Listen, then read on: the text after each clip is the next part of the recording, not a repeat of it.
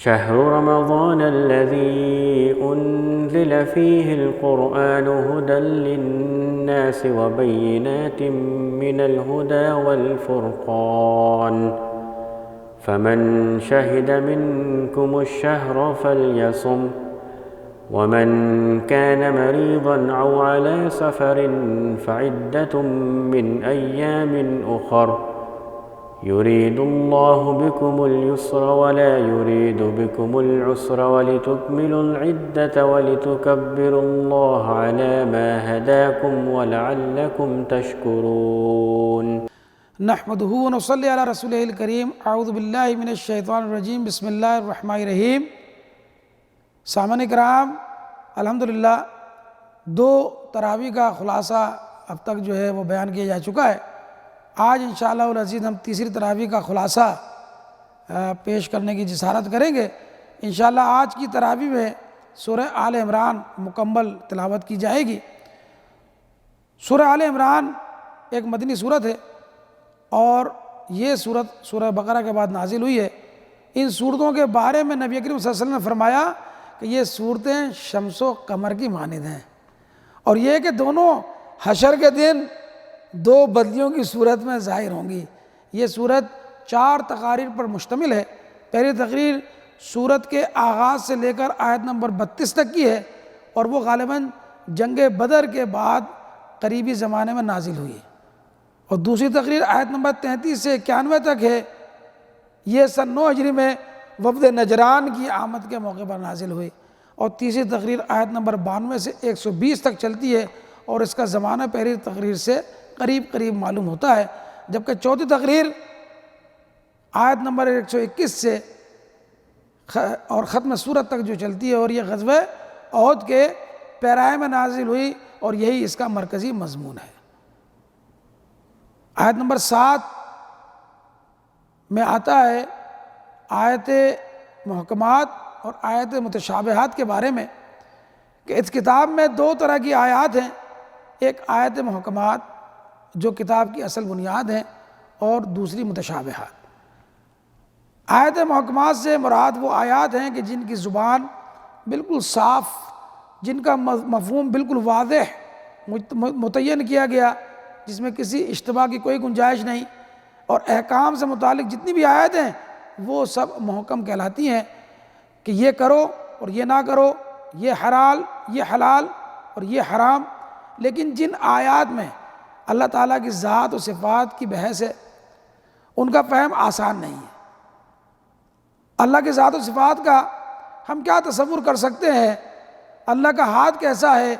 اللہ کا چہرہ کیسا ہوگا؟ اللہ کی کرسی کیسی ہے؟ اللہ کا عرش کیسا ہے؟ ان کا بنیادی اس کا تصور ہم نہیں کر سکتے۔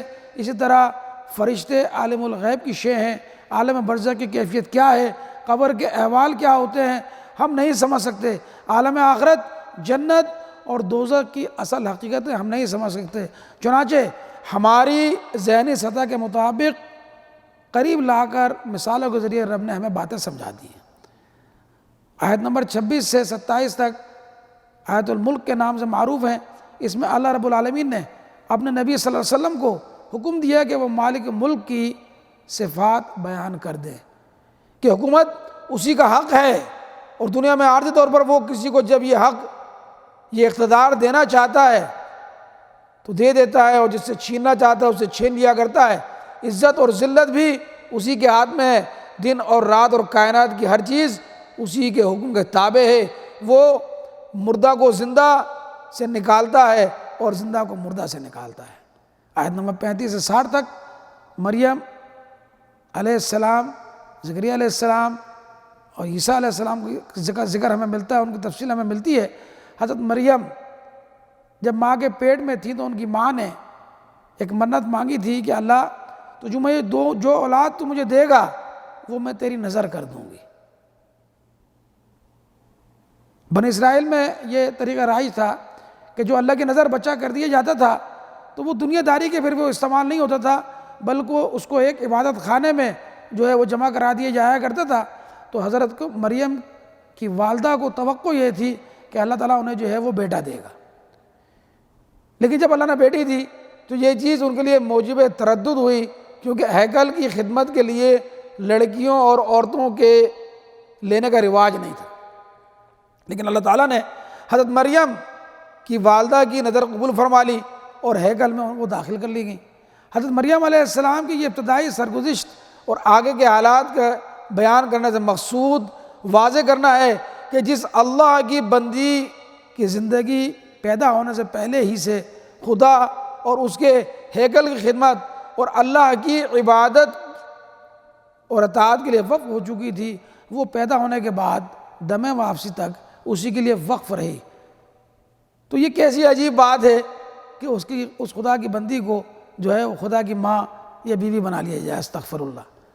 حضرت مریم علیہ السلام بیت المقدس میں عورتوں کے اعتکاف کرنے کے ایک کمرے میں رہا کرتی تھیں، اور حضرت زکریا علیہ السلام ان کی خبر گیری کرنے کے لیے اس حجرے میں جایا کرتے تھے۔ جہاں حضرت مریم علیہ السلام کے غیر معمولی روحانی کمالات وہاں کا ان کا اظہار ہوا کرتا تھا، حضرت زکریا علیہ السلام جیسے صاحب کمال بھی ان کے پاس جاتے تو ان کے کمال روحانی کو محسوس کرتے، یہاں تک کہ ایک روز استعجاب اور تحسین کے طور پر یہ پوچھ ہی بیٹھے کہ اے مریم، یہ چیزیں تمہارے پاس جو بطور رزق تمہارے پاس آتی ہیں یہ کہاں سے آتی ہیں؟ تو انہوں نے جواب دیا کہ اللہ کی طرف سے۔ حضرت زکریا حضرت مریم کے علم و معرفت کی باتوں سے اتنے متاثر ہوئے کہ انہوں نے بھی اللہ سبحانہ و تعالیٰ سے اپنی پیرانہ سالی کے باوجود اور اپنی بیوی کے بانجھ ہونے کے باوجود اللہ سے دعا کری کہ اللہ مجھے بھی جو ہے نا ایک اولاد صالح عطا فرما۔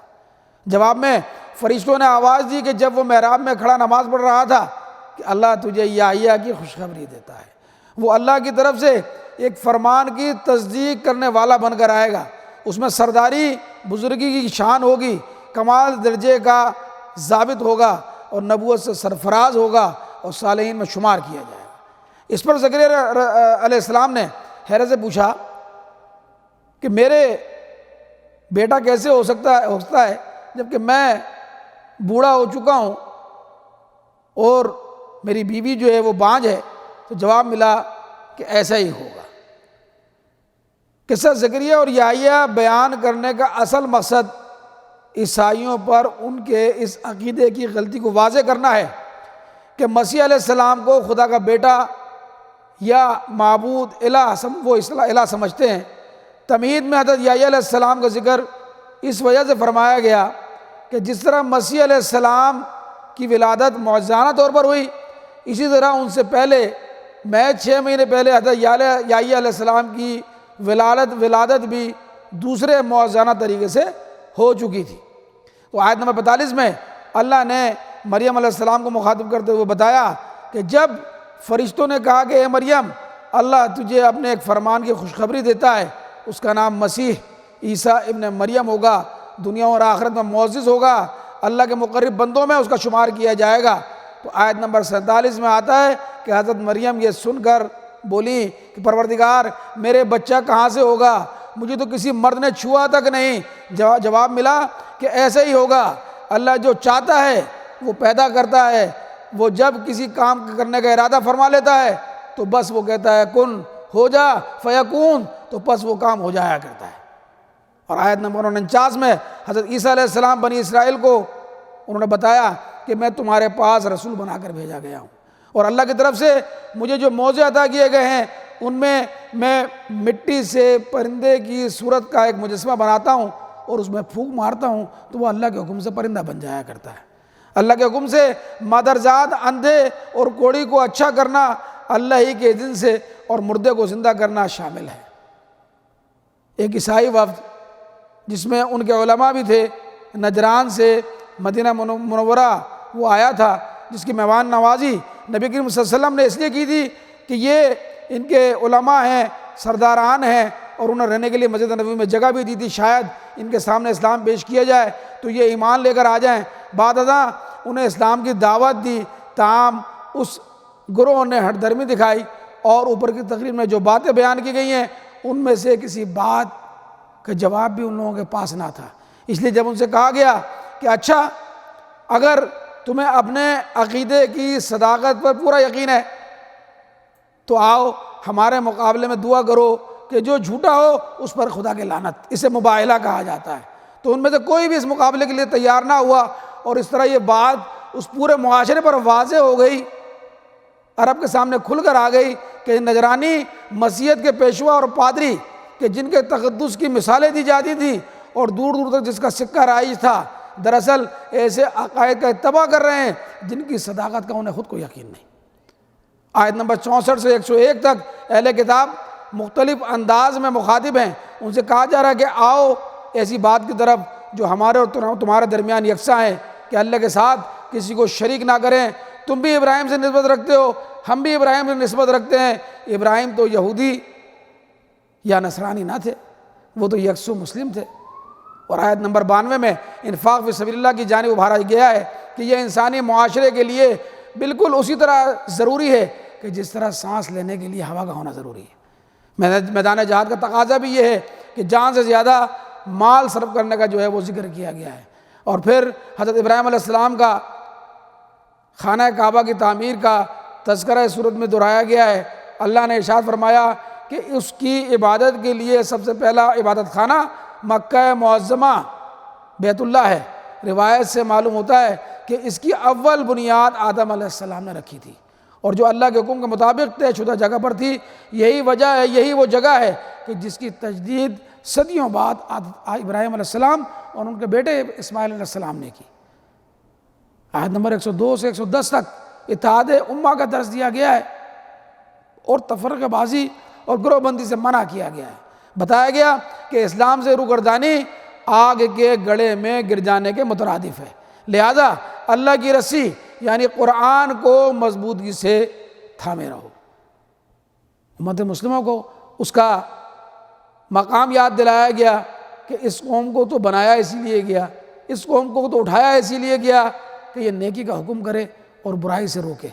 اگر ساری امت یہ کام انجام نہیں دے پاتی تو اللہ نے فرمایا کہ تم میں ایک جماعت، ایک گروہ تو ایسا ضرور ہونا چاہیے جو اس فریضے کو انجام دے اور استقلال کے ساتھ انجام دیتا رہے۔ جو لوگ یہ کام کریں گے اللہ نے فرمایا کہ وہی فلاح پانے والے ہیں۔ اب آیت نمبر 121 سے سورہ کا مرکزی مضمون غزوہ احد شروع ہوتا ہے، جو سورہ کے آخر تک چلتا ہے، کہ جس کے پورے حالات جامع تجزیہ صورت میں ہمیں ملتا ہے۔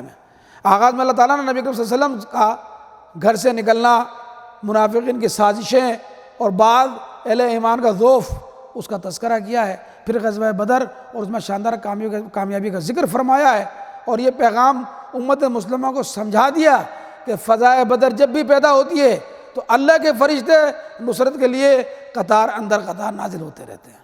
غزوہ احد کے آغاز میں مسلمانوں کو کامیابی ملی تھی، لیکن چند افراد کی غلطی سے جنگ کا پانسا ایک دم پلٹ گیا۔